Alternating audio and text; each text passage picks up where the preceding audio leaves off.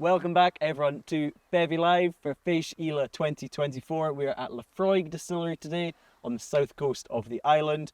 How are you feeling about today, Ross? I'm nervous. You know I'm a little nervous, but I'm looking forward to it in my first festival with Barry in the Laphroaig warehouse. This should be special. Stay tuned.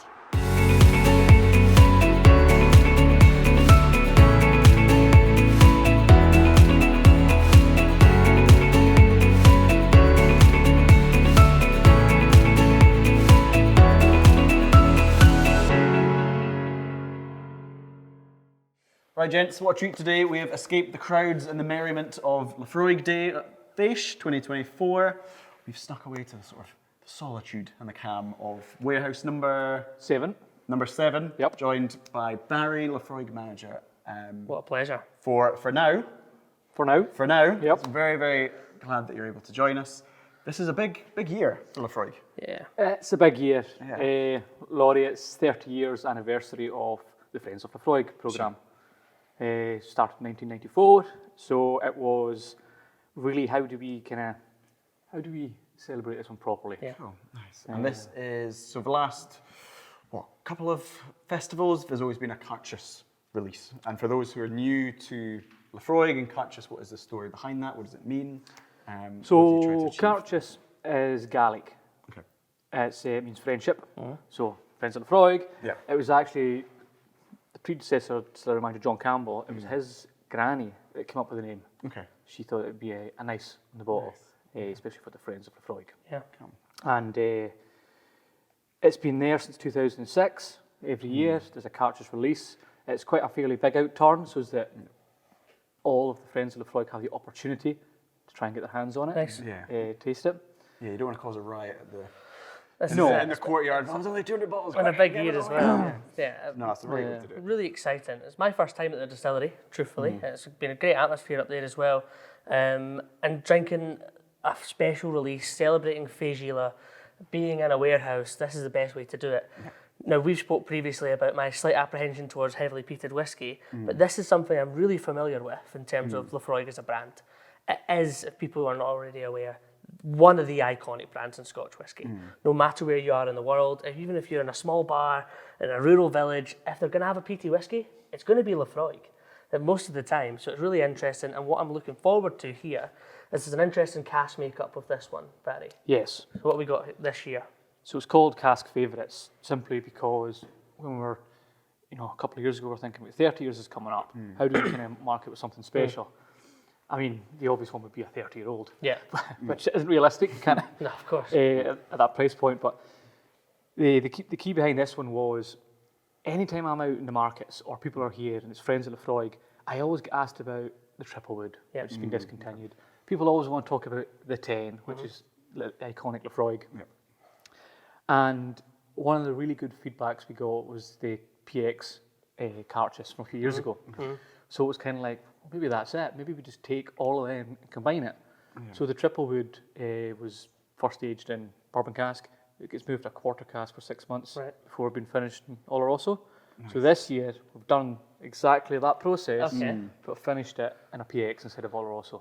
Nice. And it's had a wee bit extra time. It's 10 years old. 10 years I mean, old. That's quite a big statement, I think, for the series of these Friends of Laphroaig releases that you've done. 10 years old and a generous bottling strength as well.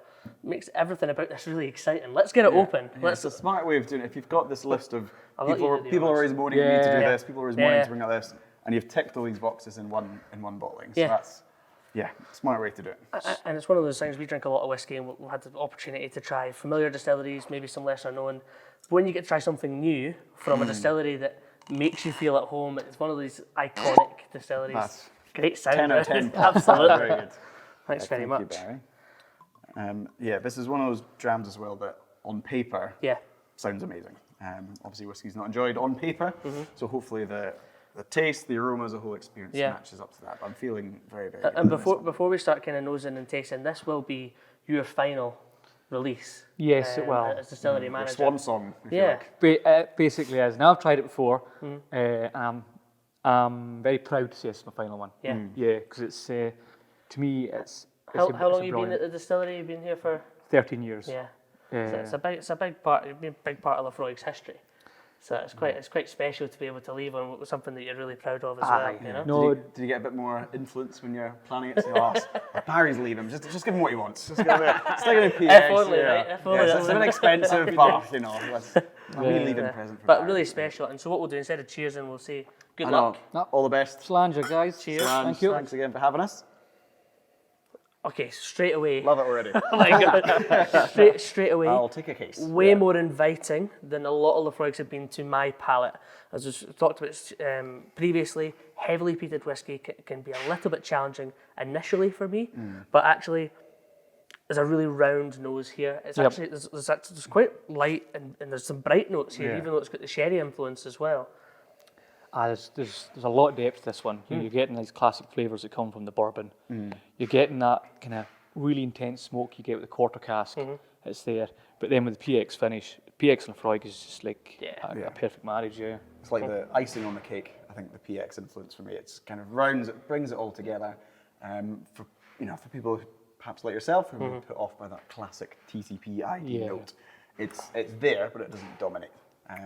It's really, really. What it does bring is a fantastic texture, and whether that's from maybe the little bit of extra aging, the extra strength, but also the European oak finishing. I mean, it coats the mouth, and it's got a really nice sweetness, even in the finish.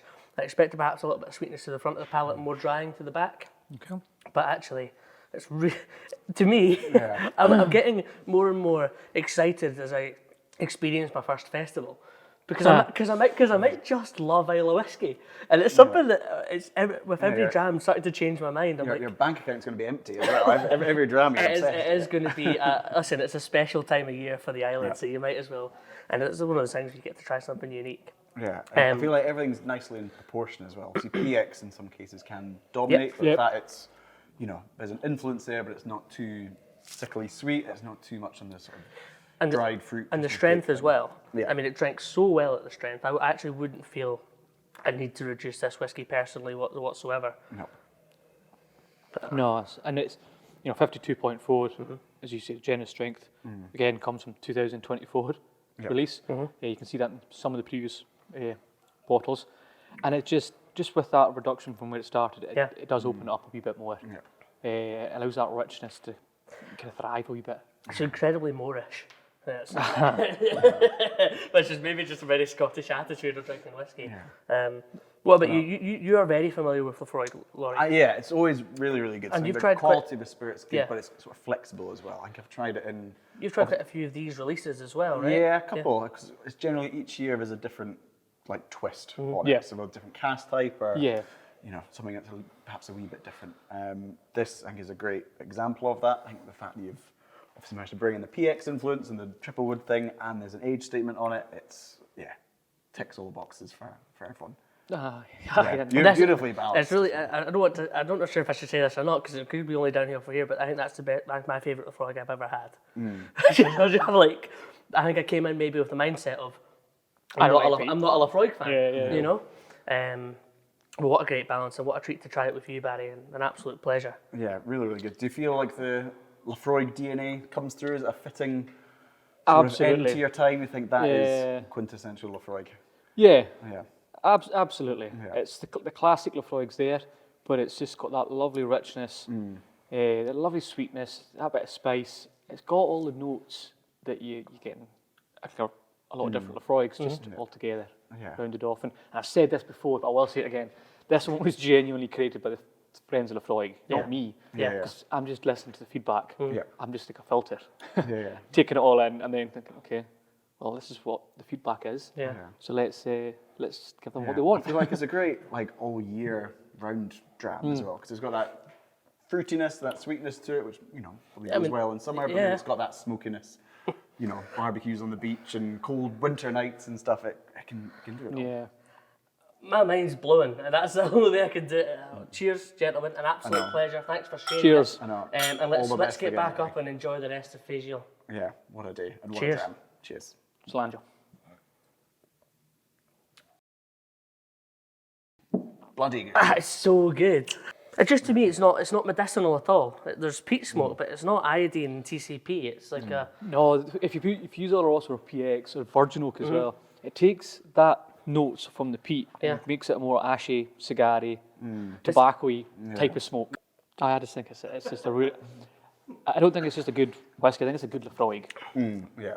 I would have told you, oh, I can't wait to go to Islay, but I'm not looking forward to drinking Laphroaig. I'm being totally honest. I know I wouldn't have said that to you unless I don't know why I'm saying it to you. You're not the first person to not like Laphroaig. No, I know. But Yeah, I mean, that's all part of the branding. It's all love it or hate it. I've met 100 people who say their first dram was Laphroaig, and that's why they've not drank it for 40. I mean, you've heard all the same stories. I was one of those people. My first dram was Lagavulin 16. Which is my face. I'm like Finishing the drama. Mine's blowing. Okay, folks, that is a wrap for Tuesday at Fèis Ìle 2024. We're all done at Laphroaig. A great treat for me, a brilliant dram from Barry. Really good. How did you find it a overall? real surprise for me. I feel like I was naive to Laphroaig previously, but what a fantastic day out. What an atmosphere it was as well. Really good day there. Tomorrow we have Ardnahoe, the newest distillery on the island, and Bowmore, the oldest distillery on the island.